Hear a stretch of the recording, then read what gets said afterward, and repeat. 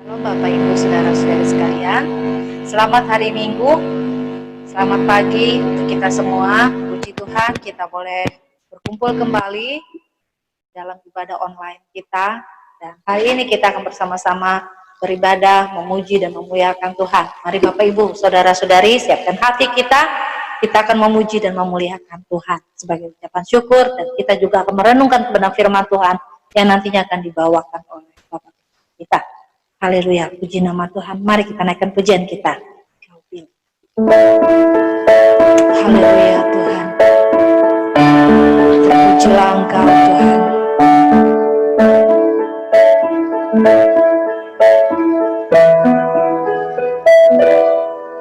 Kau pilih untuk jadi anakmu. Aku yang berdosa penuh celah, hanya oleh anugerah kemurahan-Mu Kau jadikan ku ahli waris-Mu. Kehendak-Mu aku jadi sempurna, hidup tak bercacat, tak bercelah, agar ku layak duduk dalam kemuliaan-Mu di kerajaan Bapa di surga. Nyanyian hidupku tak sekedar syair, lagu, dan irama. Nyanyian hidupku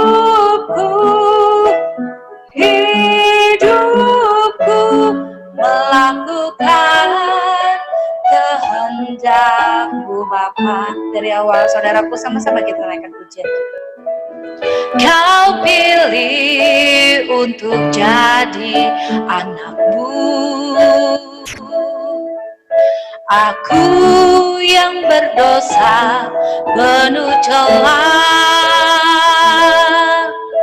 hanya oleh anugerah kemurahan-Mu Kau jadikan ku ahli waris-Mu. Kehendak-Mu aku jadi sempurna, hidup tak bercacat, tak bercelah, agar ku layak duduk dalam kemuliaan-Mu di kerajaan Bapa di surga. Nyanyian hidupku tak sekedar syair, lagu, dan irama. Nyanyian hidupku melakukan kehendak-Mu Bapa. Nyanyian hidupku tak sekedar syair, lagu, dan irama. Nyanyian hidupku melakukan kehendak-Mu Bapa. Melakukan kehendak-Mu Bapa. Melakukan kehendak-Mu Bapa.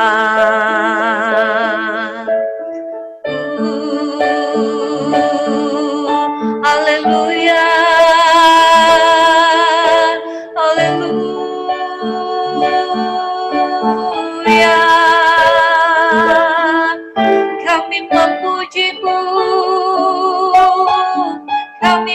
menyembahmu.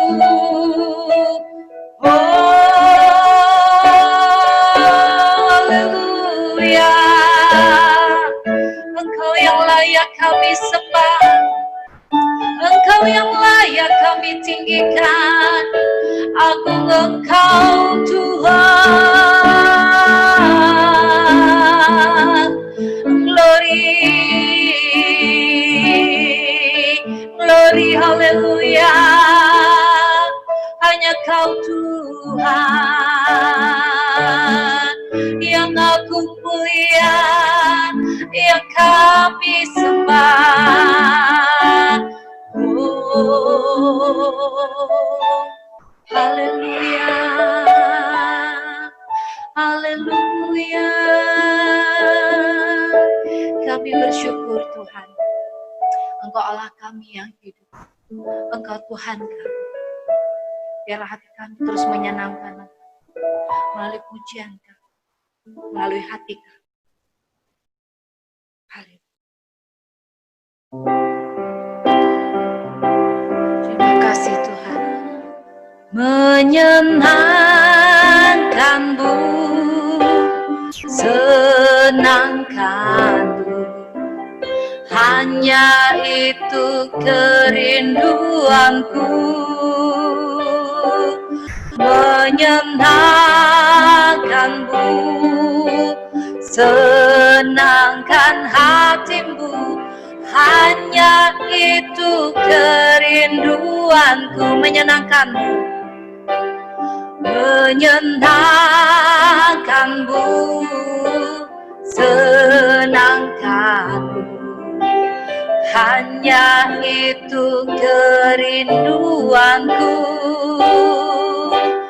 Menyenangkanmu, senangkan hatimu, hanya itu kerinduanku. Dari awal, mari sama-sama kita naikkan pujian kita. Tuhan, ku mau menyenangkanmu. Tuhan, bentuklah hati ini jadi bejana untuk hormat-Mu. Cemerlang bagai emas murni. Tuhan, ku serahkan hatiku, semua ku berikan padamu. Kudus, hingga kudus selalu, agar aku menyenangkanmu. Menyenangkanmu, senangkanmu, hanya itu kerinduanku. Menyenangkanmu, senangkan hatimu, hanya itu kerinduanku. Oh, menyenangkanmu, menyenangkanmu, senangkanmu, hanya itu kerinduanku. Menyenangkanmu, senangkan hatimu, hanya itu kerinduanku. Sama-sama ibu-ibu katakan, menyenangkanmu, senangkanmu, hanya itu kerinduanku. Menyenangkanmu, senangkan hatimu, hanya itu kerinduanku. Bapak-bapak sama-sama katakan, menyenangkanmu, senangkan Hanya itu kerinduanku, menyenangkanmu, senangkan hatimu. Hanya itu kerinduanku, menyenangkanmu, menyenangkanmu. Senangkan, hanya itu kerinduanku, menyenangkanmu, senangkan hatimu. Hanya itu kerinduanku, hanya itu kerinduanku, hanya itu kerinduanku.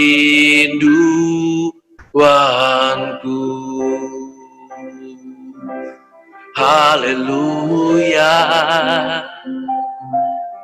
kerinduanku Tuhan, menyenangkanmu.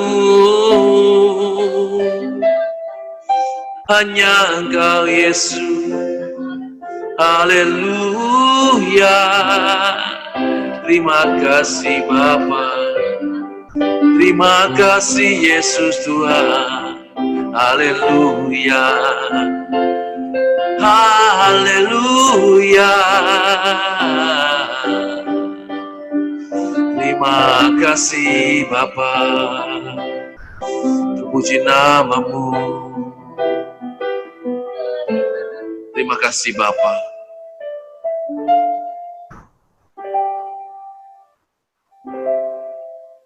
Benar Bapa, satu-satunya keinginan hidup kami selama di sisa waktu kami hidup di bumi ini adalah menyenangkan Engkau, melayani pikiran perasaanmu, menjadi pribadi yang berkenan di hadapan-Mu. Ampuni Bapa jika selama ini kami masih belum menyenangkan Engkau, kami masih belum mengerti pikiran perasaan-Mu, bahkan kami belum melakukan kehendak-Mu. Ampuni kami Bapa, beri kami kesempatan di sisa hidup kami ini untuk terus berjuang setia di jalan Tuhan kami, Yesus Kristus. Bapa, saat ini berbicaralah, pakai anak-Mu ini Bapa untuk menyampaikan kebenaran isi hati-Mu. Di dalam nama Tuhan Yesus, kami siap untuk mendengarkan. Haleluya. Amin. Shalom Bapak Ibu, saudara-saudari yang saya kasihi di dalam Tuhan Yesus. Apa kabar? Semua bisa dilewati? Puji Tuhan. Saudaraku yang terkasih, kita hari ini belajar bagaimana Yesus dari kekekalan membelenggu dirinya kepada Bapa dengan mentaati ketika Bapa memberikan mandataris, memberikan mandat untuk Yesus memegang pemerintahan surgawi. Dia taat melakukannya. Ketika ia hidup sebagai manusia, ia juga belajar taat. Taat sampai mati. Mati di kayu salib sebagai manusia yang hina. Itulah sebabnya kesalehannya didengarkan, doa-doanya didengarkan oleh Bapa. Oleh karena itu kita juga diminta oleh Tuhan membelenggu diri kita bagi dirinya. Mari kita buka 1 Petrus pasal yang pertama ayat 18 sampai 22. 1 Petrus pasal yang pertama ayat 18 sampai 22. Kita buka 1 Petrus pasal yang pertama ayat 18 sampai 22. 1 Petrus pasal 1 ayat 18 sampai 19, 21 sampai 22. Sebab kamu tahu bahwa kamu telah ditebus dari cara hidupmu yang sia-sia yang kamu warisi dari nenek moyangmu itu, bukan dengan barang yang fana, bukan pula dengan perak atau emas, melainkan dengan darah yang mahal, yaitu darah Kristus yang sama seperti darah anak domba yang tak bernoda dan tak bercacat. Oleh Dialah kamu percaya kepada Allah yang telah membangkitkan Dia dari antara orang mati dan yang telah memuliakannya, sehingga imanmu dan pengharapanmu tertuju pada Allah. Karena kamu telah menyucikan dirimu oleh ketaatan kepada kebenaran, sehingga kamu dapat mengamalkan kasih persaudaraan yang tulus ikhlas. Hendaklah kamu bersungguh-sungguh saling mengasihi dengan segenap hatimu.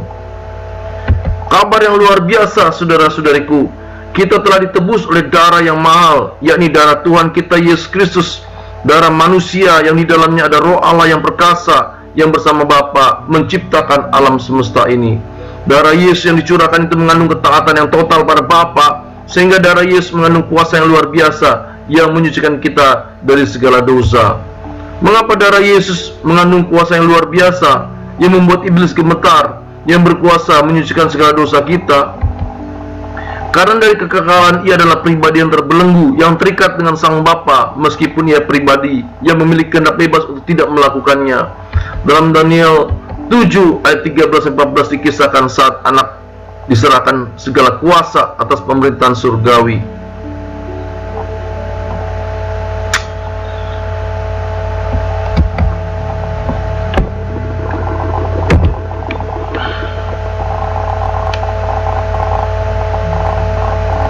Karena dari kekekalan ia adalah pribadi yang terbelenggu, yang terikat dengan Sang Bapa, meskipun ia pribadi yang memiliki kehendak bebas untuk tidak melakukannya. Dalam Daniel 7 ayat 13-14 dikisahkan sang anak diserahkan segala kuasa atas pemerintah surgawi oleh Sang Bapa, dan pemerintahannya kekal selamanya. Kenyataan praeksistensi Yesus yang diberi kuasa inilah yang membuat Yesus disebut Tuhan. Tuhan dia segala Tuhan, Sang Raja dia segala Raja, Sang Majikan.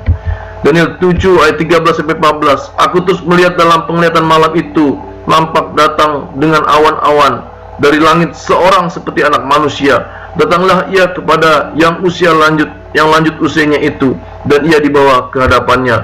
Lalu diberikan kepadanya kekuasaan dan kemuliaan dan kekuasaan sebagai raja. Maka orang-orang dari segala bangsa, suku bangsa dan bahasa mengabdi kepadanya. Kekuasaannya ialah kekuasaan yang kekal, yang tidak akan lenyap, dan kerajaannya adalah kerajaan yang tidak akan musnah. Bapa adalah roh dan selamanya tidak pernah dapat dilihat oleh manusia. Yohanes pasal yang pertama ayat 18, pasal 6 ayat 46. Tata Bapa berbeda dengan tata Tuhan Yesus. Wahyu 22 ayat 1. Jadi Tuhan Yesus sejak kekekalan adalah pelaksana tugas Sang Bapa. Dari kekekalan ia sudah terikat, terbelenggu, atau lebih tepatnya membelenggu dirinya ke dalam pribadi dan kehendak Bapa. Itulah yang dimaksud dengan aku dalam Bapa dan Bapa dalam aku. Hubungan yang sangat eksklusif, dan ia juga berdoa yang sama agar kita ada di dalam Allah. Yohanes 17 ayat 20-21. Dan bukan untuk mereka ini saja aku berdoa, tetapi juga untuk orang-orang yang percaya kepadaku oleh pemberitaan mereka, supaya mereka semua menjadi satu, sama seperti Engkau ya Bapa di dalam aku dan aku di dalam Engkau, agar mereka juga di dalam kita, supaya dunia percaya bahwa Engkau lah yang telah mengutus aku. Mungkin sebagai Allah kita bisa berkata, ya wajar saja, dia kan Allah, ia pasti mampu melakukannya. Sedangkan kita kan hanya manusia biasa. Kita tidak bisa seperti Tuhan Yesus. Saudara, ini salah saudara. Kita sudah belajar di permenungan kita minggu lalu dengan tema Tuhan Yesus dan kita, bahwa ketika ia menjadi manusia, ia sama dalam segala hal dengan kita kecuali dalam dosa. Ia tidak berdosa karena sejak awal ia sudah membelenggu dirinya untuk taat melakukan kehendak Bapa. Yohanes pasal 4 ayat 34. Mudah? Tidak, sebab kitab Ibrani mencatat bahwa ia belajar taat. Ibrani pasal 5 ayat 8. Namanya belajar taat berarti melalui suatu proses yang panjang seumur hidupnya. Setelah ia dibenarkan oleh Bapa, ia mengajak kita juga untuk melakukan hal yang sama, yakni membelenggu diri kita pada pribadi Sang Bapa itu sendiri. Itulah sebabnya ia mengatakan bahwa ia mengutus Roh Kudus, yakni Roh Bapa sendiri, Yohanes pasal 15 ayat 26, untuk menemani kita, Yohanes pasal 14 ayat 16-17. Aku akan minta kepada Bapa, dan Dia akan memberikan kepadamu seorang penolong yang lain, supaya Ia menyertai kamu selama-lamanya, yaitu Roh kebenaran. Dunia tidak dapat menerima Dia, sebab dunia tidak melihat Dia dan tidak mengenal Dia. Tetapi kamu mengenal Dia, sebab Ia menyertai dan akan diam di dalam kamu. Bayangkan hal yang luar biasa ini. Allah yang maha agung dan maha mulia memberikan rohnya kepada kita. Bahkan Roh Kudus itu dibeteraikan ke dalam diri orang percaya, Efesus 1 ayat 13. Sehingga seharusnya anugerah yang luar biasa ini tidak kita sia-siakan. Tetapi berapa banyak orang Kristen tidak mengerti kebenaran ini, sehingga ia hidup dengan mendukakan Roh Kudus terus-menerus. Mendukakan artinya apa yang diajarkan oleh Roh Kudus ditolak oleh kita. Apa yang dia kehendaki kita tidak ikuti. Jika penolakan ini terus-menerus dilakukan, maka hal ini sampai pada penghujatan Roh Kudus, dan ini berarti kebinasaan, sebab sejak ia masih hidup di dunia ini, bahkan sejak ia masih hidup di dunia ini. Penghujatan Roh Kudus bukan hanya terjadi pada orang-orang yang dengan sengaja berkata-kata menghina pribadi Roh Kudus, tetapi juga terjadi pada orang Kristen yang hidupnya terus-menerus menolak tuntunan dan nasihatnya yang berbicara dalam diri kita. Kesadaran yang dahsyat ini seharusnya mendorong kita juga untuk dengan sekuat tenaga membelenggu diri kita pada pribadi ilahi ini. Ini yang disebut tinggal di dalam Bapa, 1 Yohanes pasal 2 ayat 24. Cara membelenggu diri kita pertama-tama adalah kesadaran bahwa kita bukan manusia yang bebas tanpa Tuhan. Bila sebelumnya kita adalah budak dosa dan hamba iblis, sehingga kita terikat dengan belenggu dosa dan berujung pada kebinasaan kekal. Oleh karena penebusan Tuhan Yesus, kita menjadi hamba Allah yang terbelenggu dan terikat dengan Allah, dan kita hanya melakukan apa yang diminta oleh Allah. Ayat 22, bandingkan Matius pasal 7 ayat 21. Kedua, dengan kehendak bebas kita bersungguh-sungguh melatih untuk taat pada kehendak Bapa dalam segala aspek hidup kita, dalam setiap masalah hidup kita, sehingga kita bisa menjadi sempurna, utuh seperti Bapa yang di surga adalah sempurna. Matius 5 ayat 48. Yakobus pasal 1 ayat 2-4. Saudara-saudariku, anggaplah sebagai suatu kebahagiaan apabila kamu jatuh ke dalam berbagai-bagai pencobaan, sebab kamu tahu bahwa ujian terhadap imanmu itu menghasilkan ketekunan, dan biarkanlah ketekunan itu memperoleh buah yang matang, supaya kamu menjadi sempurna dan utuh dan tidak kekurangan suatu apapun. Setiap masalah yang kita alami, kita hadapi, dan menjadi sarana kita berlatih untuk hidup seperti yang Bapa ingini.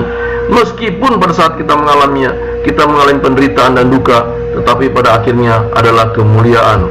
1 Petrus pasal 1 ayat 6-7. Bergembira akan hal itu, sekalipun sekarang ini kamu seketika harus berduka cita oleh berbagai-bagai pencobaan. Maksud semuanya itu ialah untuk membuktikan kemurnian imanmu yang jauh lebih tinggi nilainya daripada emas yang fana, yang diuji kemurniannya dengan api, sehingga kamu memperoleh puji-pujian dan kemuliaan dan kehormatan pada hari Yesus Kristus menyatakan dirinya. Saudaraku yang saya kasih dalam Tuhan Yesus, kebenaran yang dahsyat. Kalau Yesus Tuhan dan Raja kita yang seharusnya memang kita ikuti jalannya karena kita percaya atau disebut orang percaya kepadanya, maka kalau ia membelenggu dirinya sejak dari kekekalan pada Bapa, maka kita pun setelah dibebaskan oleh Tuhan Yesus membelenggu diri kita pada hidup Yesus, sehingga hidup kita pada akhirnya menjadi pribadi yang berkenan pada Bapa. Mari saudaraku berjuang bersama saya, kita hidupi bersama-sama kebenaran ini, sehingga kebenaran membebaskan saudara dan saya, dan kita berjuang untuk menjadi pribadi-pribadi yang menantikan kedatangan Tuhan Yesus. Pada waktu jumlah orang-orang yang tidak menyayangkan nyawa genap, maka Tuhan Yesus datang untuk kedua kalinya. Kita nyanyikan lagu ini, nyanyian hidupku, hidupku tak sekedar syair, lagu dan irama. Nyanyian hidupku, hidupku melakukan kehendak-Mu Bapa. Sekali kita katakan, nyanyian hidupku, hidupku tak sekedar syair, lagu dan irama. Nyanyian hidupku, hidupku melakukan kehendak-Mu Bapa, melakukan kehendak-Mu Bapa, melakukan kehendak-Mu Bapa.